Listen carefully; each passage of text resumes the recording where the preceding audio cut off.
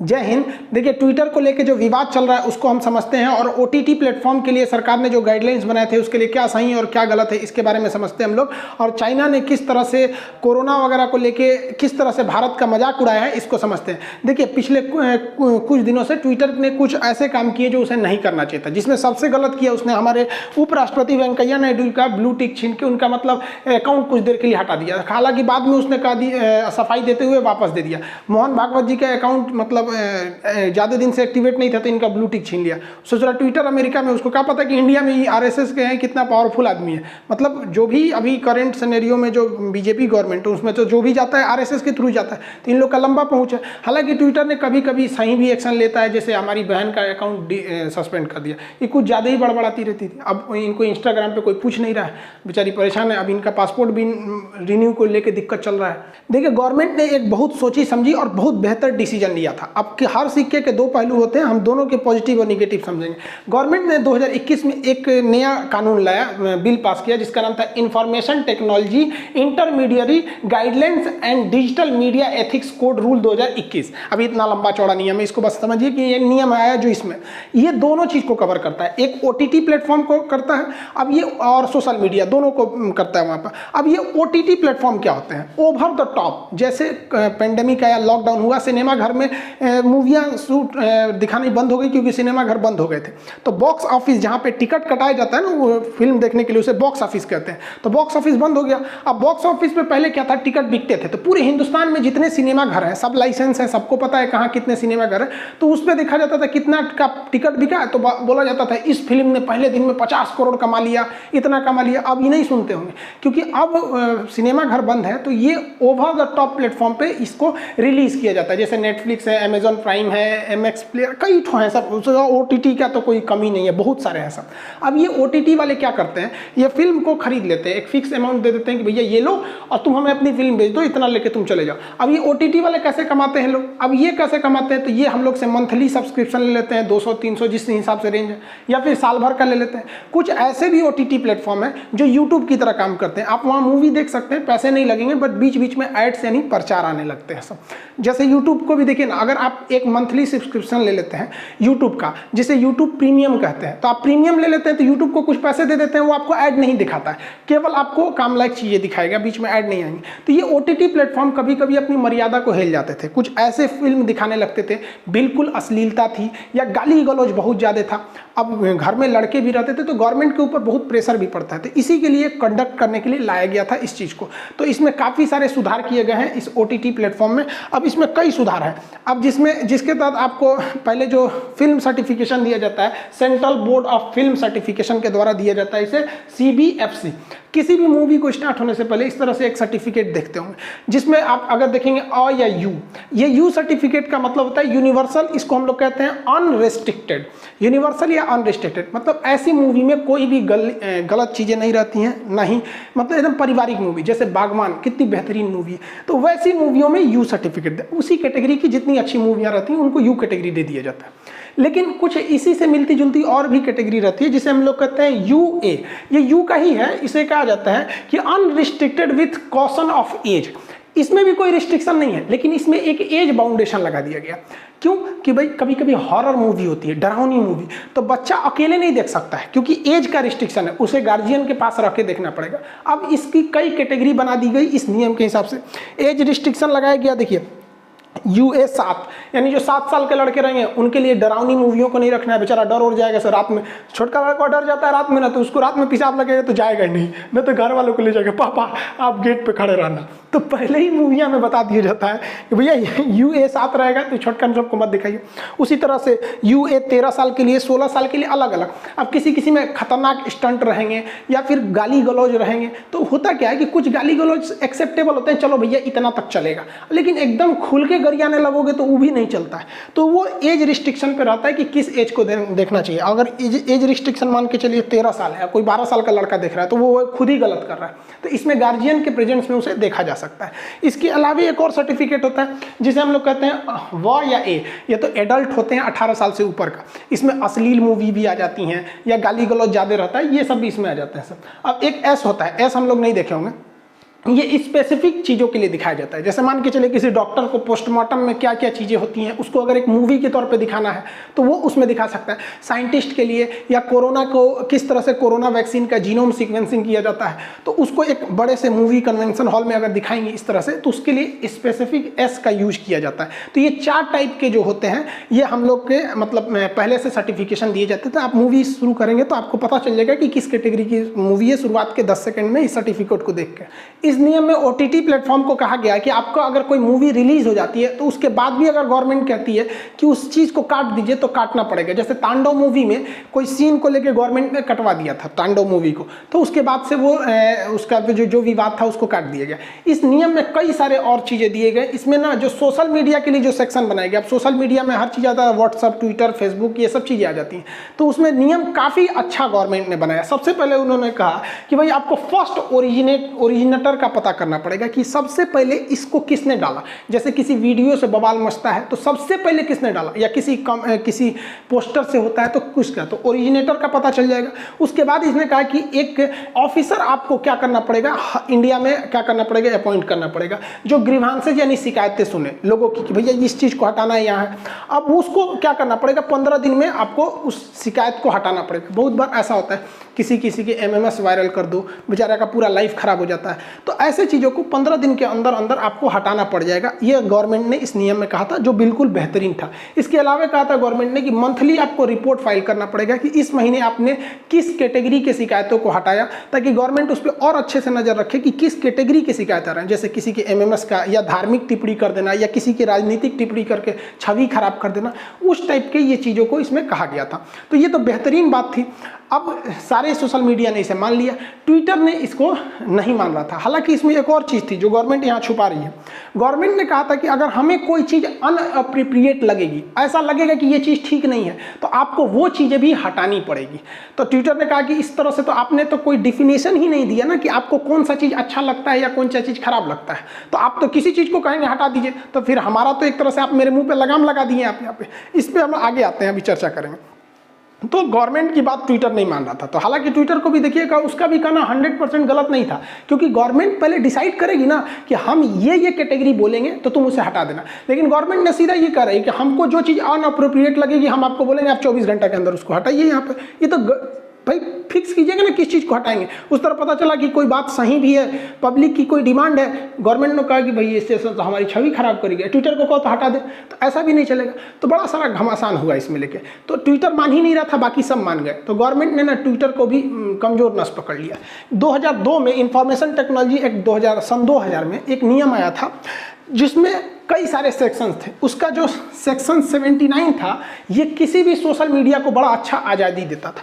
इसमें कहा गया था कि एन इंटरमीडियरी, मतलब जो सोशल मीडिया प्लेटफॉर्म है, नॉट टू बी लाइबल, वो जिम्मेदार नहीं है for any third party information, कि अगर उस पर कोई थर्ड पार्टी इंफॉर्मेशन, डाटा और कम्युनिकेशन लिंक मेड अवेलेबल और होस्टेड बाई हिम, यानी अगर कोई व्यक्ति फेसबुक पे कोई कमेंट करता है या फेसबुक पे कोई पोस्ट डालता है, उस पोस्ट से बवाल होता है, तो इसके लिए फेसबुक इंटरमीडियरी जिम्मेदार नहीं है, बल्कि जो पोस्ट करने वाला व्यक्ति है वो जिम्मेदार है।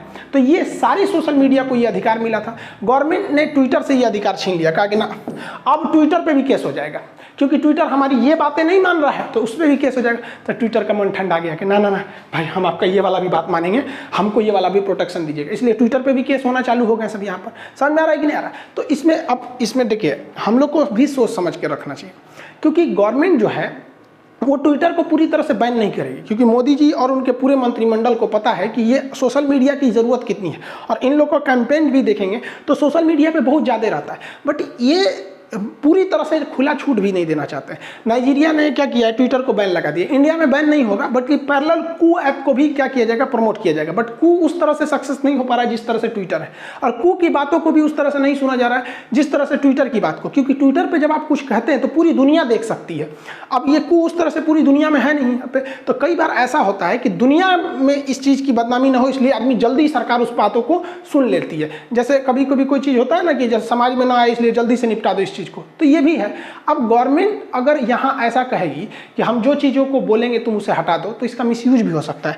जैसे आप याद कीजिए, आज से 6 महीना पहले मोदी रोजगार दो, पूरे इंडिया के टीचरों ने इसका ट्रेंड चलाया, मोदी रोजगार दो, पॉलिटिकल में नंबर 1 ट्रेंड किया था।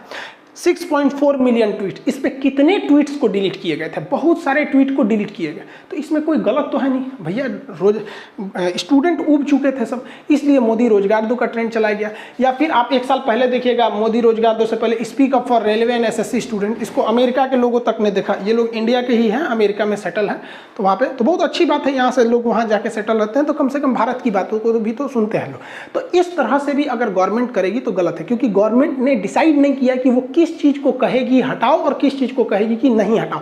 लेकिन यहाँ पे गवर्नमेंट हावी पड़ेगी, क्योंकि हमारा देश है तो नियम हमारा ही लगेगा। बाकी अगर इस कानून में ये जोड़ दिया जाए कि एक लिस्ट बना दिया जाए कि इस चीज़ों के रिलेटेड हम चीज़ों को अगर बोलेंगे तो आप हटाइएगा, तो ये कानून एकदम बेस्ट है। इसमें 90% ये बहुत अच्छा कानून है, क्योंकि हर चीज़ हमें मिल रहा है। बट एक वही है ना कि 10% की वजह से थोड़ा सा दिक्कत हो रहा है। आप अगर फेसबुक और यूट्यूब पर चिल्लाइएगा ना पेट्रोलियम का दाम महंगा हो गया, पेट्रोल का, सरसों तेल का, तो उतना ज़्यादा इफेक्ट नहीं पड़ेगा। लेकिन अगर ट्विटर पे अगर नंबर 1 ट्रेंड चला गया तो बहुत ज़्यादा इसका इफेक्ट देखने को मिलता है। ये बात हकीकत में भी है। अब आप बताइए भाई, ये सरसों का तेल ये गरीब लोग कहाँ से 200 रुपये लीटर में है का यूज करेंगे, बहुत दिक्कत हो जाता है।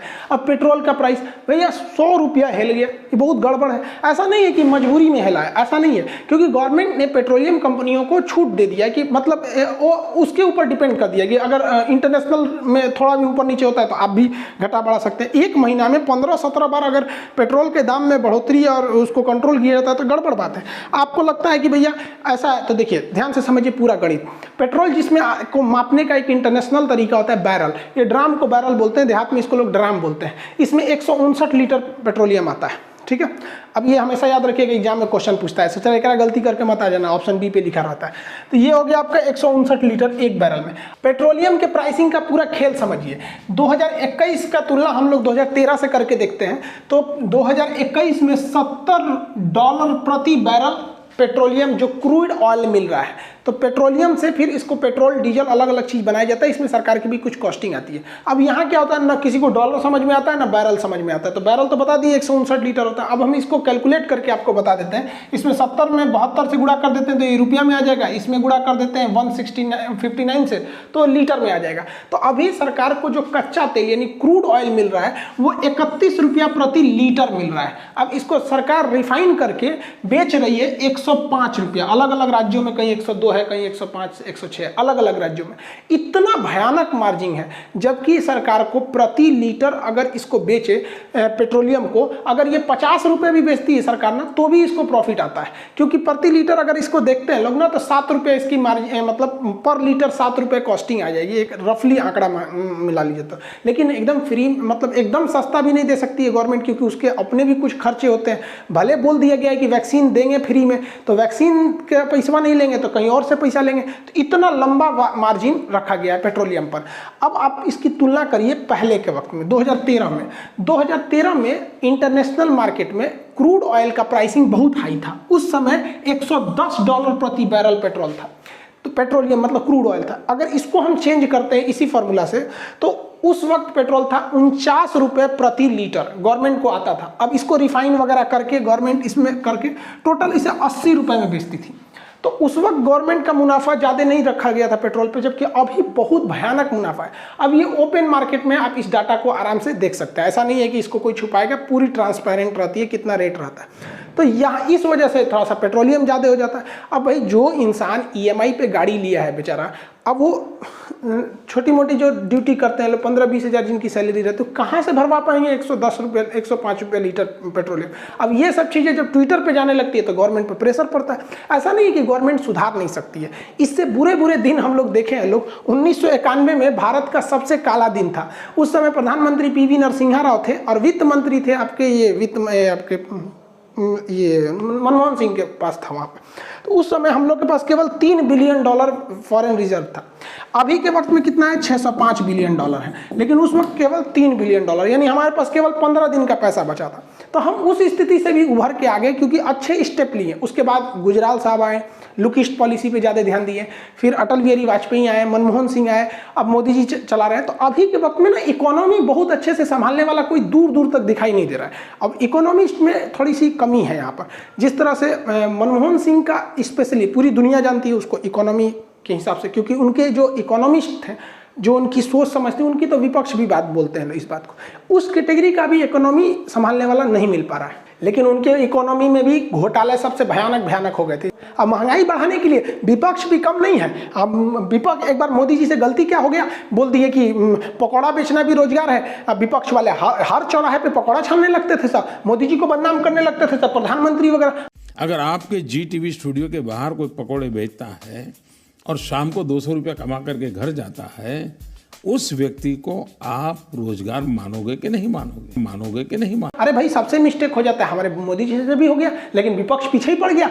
मोदी जी ने कहा रुको बताते हैं, सरसों तेल के रेट बढ़ा दिए, ले अब 200 रुपया, अब तो छाने तो पकौड़ा। यहाँ पे सब शांत हो गए लोग छानने वाले। ये विपक्ष वाले कम नहीं है सब, यहाँ पर पकौड़ा छानने के लिए बदनाम कर देता है सब। शायरी सुनिए एक ठो, हमें तो सरसों तेल ने लूटा, पेट्रोल में कहाँ दम था, मेरा पकौड़ा भी नहीं डूबा क्योंकि कढ़ाई में तेल कम था। तो सारे विपक्ष वाले जो बदनाम कर रहे थे लोग ना, देखो आप भुगतो, इसलिए कहते हैं सब सॉरी बोलो, चलो मोदी जी से सॉरी बोलो, सॉरी मोदी जी, अब कोई नहीं बोलेगा ये सब पकौड़ा वकौड़ा वाला बात, आप मान जाइए प्लीज़, गुस्सा मत होइए, मान जाइए, सॉरी कर रहे हैं, इसका सरसों तेल नीचे कर दीजिए, बहुत महंगा हो गया, गरीब इंसान बेचारा मर जाएगा, कहाँ से खाएगा वहाँ पे। अब सोचिए गरीबी कितनी भयानक है इंडिया में। ये समझिए कि लॉकडाउन में जनधन योजना में 500 रुपया आया अकाउंट में, ऐसे 500 करके गवर्नमेंट कई बार भेजी।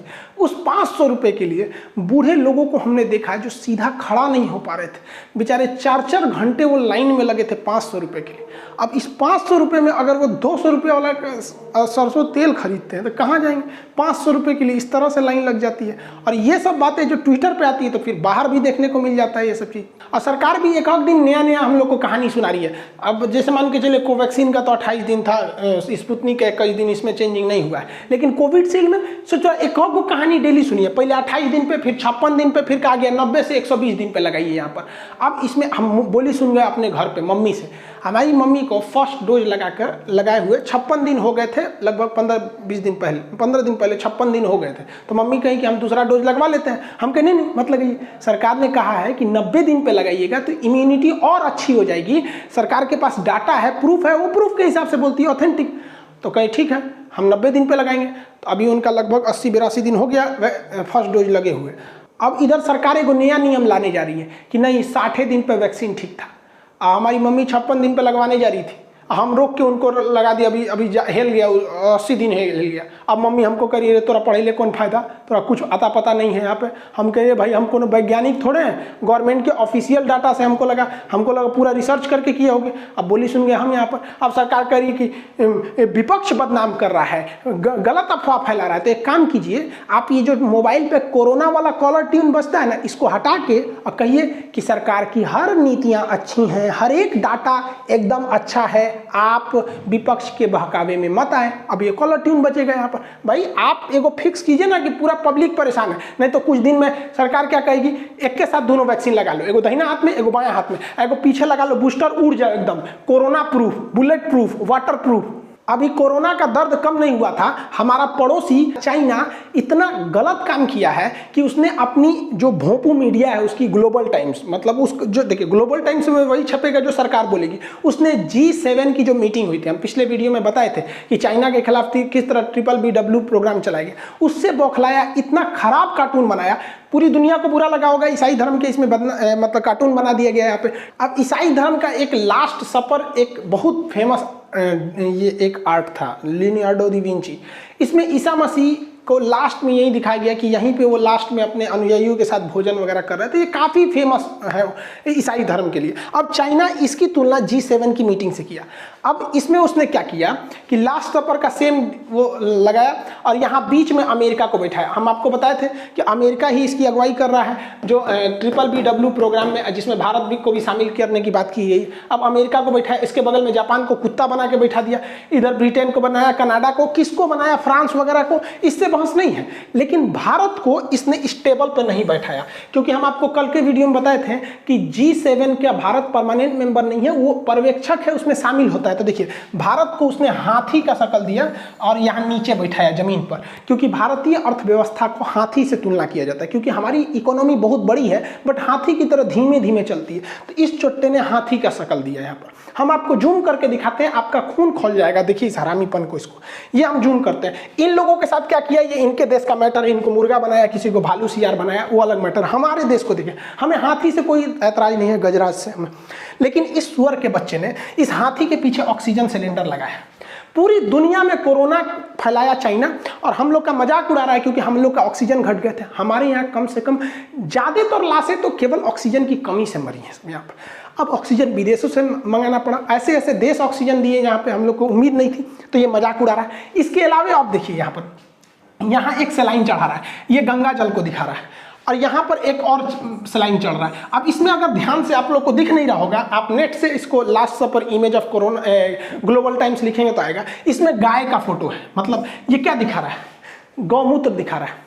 और जब हरामीपन कर, भारत में हिंदू की आस्था है, ज़्यादातर मेजॉरिटी यहाँ है, वो गोमूत्र कोई प्यास बुझाने के लिए नहीं पूछते हैं, उनकी आस्था है किसी के में उसमें नहीं जाना चाहिए, इससे सेंटिमेंट्स हर्ट होते हैं। अब यहाँ गंगा जल चढ़ा रहा है, अरे भाई साहब हमारे यहाँ आस्था है, कोई गंगा जल में विश्वास करता है तो कोई आबे जमजम में विश्वास करता है। तो इस तरह का मजाक, वो भी वो देश जो कोरोना फैलाया पूरी दुनिया में, उस हरामी के बच्चे ने दिखाया कि इस तरह की मीटिंग से कुछ होने वाला नहीं है चाइना को। उसकी सरकारी मीडिया इतना हिम्मत कर सकती है, क्योंकि चीन की मीडिया जो लिखती है वो ये माना जाता है कि चीन की सरकार के कहने पे लिखिए, क्योंकि वहां मीडिया का पूरा कंट्रोल है। लेकिन भारत की मीडिया स्वतंत्र है, लेकिन इनको आपस में लड़ाने से फुर्सत नहीं मिलता है। अकलेल बकलेल को दुगो को बैठा के आपस में लड़वाएगा सब। इस तरह का मैगजीन क्या हमारे फ्रंट पेज पे छप सकता है? Father of corona, father day के दिन सबसे अच्छा इमेज अगर कुछ हो सकता है तो ये हो सकता है। हमारे न्यूज़पेपर पे ये छपना चाहिए कि चाइना का बेटा जो कौन, ये शी जिनपिंग का बेटा कोरोना है, इससे अच्छा फादर कौन हो सकता है? इसका बेटे ने पूरी दुनिया में तबाही मचाई। लेकिन नहीं, हम लोग चाइना का नाम आता है तो सोच समझ के काम करने लगते हैं। हम लोग को भी एग्रेशन दिखाना चाहिए। भारत यहाँ कुछ खास स्टेप नहीं ले लेता है, वहां पर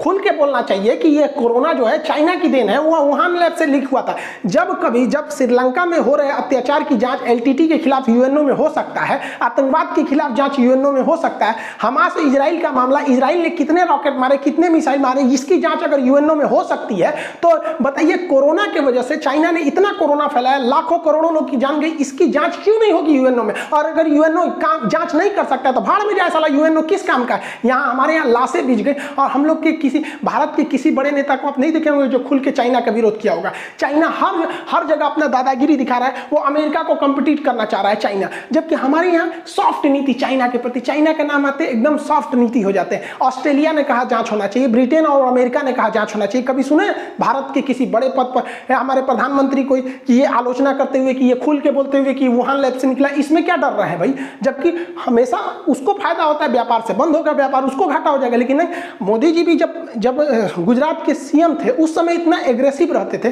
भाषण देते थे कि चीन को ऐसे सबक सिखाना चाहिए। अब तो खुल के स्टेटमेंट नहीं देता है। हमारी सीमा पर चाइना घुस गया, जब उसकी बड़ी टेंशन थी, चर्चा थी, उस समय और उसी इश्यू को लेकर के हमारे फॉरेन मिनिस्टर चाइना गए। चाइना जाके क्या बोले? And he made statement that he likes Beijing so much that he wants to stay there. ये हिंदुस्तान के फॉरेन मिनिस्टर के पराक्रम है। चाइना आपके यहाँ घुस जा रहा है, आप बातचीत करने के लिए गए हैं और वहां कहते मुझे बीजिंग इतना अच्छा लगा, मैं वहीं रह जाऊं। क्या मेरे देश का विदेश मंत्री बीजिंग की आरती उतारेगा क्या? हम लोग मर रहे हैं, कितने लोग, गंगा में लाशें बह रही हैं चीन की वजह से। कोरोना हम लोग की देन थोड़ी है। शुरुआत में ही चोट्टा बोल देता अगर वो 2019 में ही कि ये ह्यूमन टू ह्यूमन फैल रहा है तो हम लोग बैन लगा देते लोग चाइना के ट्रेवल पर। लेकिन नहीं, और हम लोग एकदम आराम से चाइना नाराज ना हो रहा है। चोट्टा कहीं का उसको ट्विटर पे पूरा दुनिया को, तो हम कहते हैं कि चाइना को मतलब एक सबक सिखाना चाहिए, फाइन लगाना चाहिए, साला इतना जान गया है वहाँ पे चाइना से। आप बताइए क्या भारत सरकार को एग्रेशन लेना चाहिए कि नहीं लेना चाहिए? एकदम कड़े नीति की जरूरत है कि उससे तो हमें फायदा है ना। उधर साला गलवान घाटी में घुस रहा है, अरुणाचल प्रदेश में घुस रहा है, उसके बाद पूरी दुनिया में हम लोग का मजाक बना रहा है। इस तरह से भारत का मजाक उड़ा दिया गया। इस पर ट्विटर पे ट्रेंड नहीं करा जाएगा, रिपोर्ट ऑन चाइना वगैरह, इस पर नहीं ट्रेंड होगा यहाँ पर। हम तो कहते हैं इस पर भी धज्जी उड़ाना चाहिए ताकि पूरी दुनिया से ये ट्रेंड होना चाहिए कि चाइना को उसकी समझ में आए। चाइना में ट्विटर वगैरह नहीं चलता है क्योंकि उसको पता है कि अगर चाइना ट्विटर फेसबुक चालू कर दिया तो वहाँ के लोग जो बहुत खुश होते हैं उनको समझ में आ जाएगा कि आज़ादी क्या होती है। जैकमा थोड़ा सा बात बोले थे कि चाइना की सरकार मतलब बहुत स्ट्रिक्ट होती है। जैकमा को गायब कर दिया ससुरा, कहाँ चल गए? जैकमा अली बाबा के एशिया के सबसे अमीर आदमी बनते थे। हमारे यहाँ ऐसा आज़ादी थोड़ी है, हमारे यहाँ कोई मर्यादा में रह के प्रधानमंत्री से लेकर कुछ भी बोल सकते हैं। यही तो भारत का लोकतंत्र है। हवाई चप्पल पे चलने वाला आदमी हवाई जहाज में घूमने वाला प्रधानमंत्री को बोलता है हाँ आप मर्यादा में रह के कुछ भी बोलेंगे, कोई कुछ नहीं कर सकता है। अब क्या है कि एकदम अंध विरोधी बन जाइए या तो अंधभक्त बन जाइए। अंधभक्त बनिए तो कुछ कमी ना सुनाई दे, अंध विरोधी बनिए तो दिन रात गरियाबे कीजिए। ऐसा भी नहीं होना चाहिए। लेकिन हाँ, चाइना को उसका सबक सिखाना जरूरी है क्योंकि अब पानी सर से ऊपर चला गया। उस हरामी के बच्चे ने पूरी इकोनॉमी चौपट कर दिया। और आप लोग से एक रिक्वेस्ट है कि देखिए मेरा ट्विटर अकाउंट पर फर्जी आईडी बहुत ज़्यादा बना है। हम खुद चेक करने के लिए कोशिश किए तो खान सर लिखे तो ससुरा इतना ज़्यादा आ गया, इसमें मेरा ओरिजिनल आईबे नहीं किया ससुरा यहाँ पर। अब हम परेशान है, इनमें से कोनो मेरा ओरिजिनल नहीं है यहाँ पर। और इस ट्वीट के माध्यम से अलग अलग सांप्रदायिक भावनाओं को भड़काने के लिए ट्वीट किए जा रहे हैं। और कम पढ़े लिखे लोग या जिनकी सोच संकुचित है उन्हें लगता है कि ये खान सर कर रहे हैं। अरे जो इंसान हमें देखा होगा 10 वीडियो भी देख लेंगे ना आप मेरा, तो समझ जाएंगे कि ये किस टॉपिक पर बोलते हैं, किस पर नहीं बोलते हैं। हमको सांप्रदायिक चीज़ें या फिर राजनीति में ज़्यादा नहीं होना पड़ता। कभी एकदम ओवर हो जाता है तब आदमी को बोलना पड़ता है, वो भी सीरियसनेस रहता है, अदरवाइज में नहीं। अब यहाँ देखिए कैसे भड़काया जा रहा है यहाँ पे आरक्षण विरोधी योगी सरकार। हम काहे को बोलने जाएंगे? हमको पॉलिटिकल कोई ट्वीट नहीं करते, हमको हमारा ट्विटर ही नहीं है। यहाँ पे क्या लिखा है? ये जातिवाद तो नहीं है। 15 प्रोफेसर में से 11 ठाकुर, लेकिन तथाकथित बुद्धिजीवी चुप है। मतलब इनका कहना है कि ठाकुरों को जॉब क्यों मिला। यह पहली बार नहीं है। 86 एसडीएम में से 56 यादव होने के अफवाह मात्र पर दोषी करार देने वाला तमाम मीडिया जगत, 61 जजों में से 52 सवर्ण होने पर चुप्पी साधा। यह मेरा नहीं है, लेकिन कोई सुनेगा तो क्या करे। एक भाई साहब कह रहे थे, इस पर ट्वीट कर रिप्लाई दिए थे कि आप पढ़ाते ठीक है लेकिन राजनीति से दूर रहे। हम गए जब तो यो ना बुझा रहा है कि हमारा ना है तो तू क्या कर रहा है ट्विटर पे यहाँ देखिए मुसलमान को भड़काने के लिए। मुझे आज तक ये समझ में नहीं आया कि मदरसे की पढ़ाई कौन सी कंपनी के काम में आती है। सरकार फिर भी इस पर करोड़ रुपए खर्च करती है। इस पर लिखा है रियल खान सर, ऐप पे लिखा है खान सर ऑफिशियल। ये दोनों मेरा नहीं है यहाँ पे। अब बताइए इसमें मुसलमान लोग भड़क जाएगा भाई। जबकि आराम से सोचिएगा तो हमरो को कारखाना में काम नहीं है। किसी कंपनी हमको काहे लिए लेंगे? हमको कंपनी में पढ़ाना है। अब कोई ज्योग्राफी का प्रोफेसर है, वो जाके कहेगा टाटा कंपनी में हमको काम है तो ओकरो भगा देगा। आपका क्या काम है?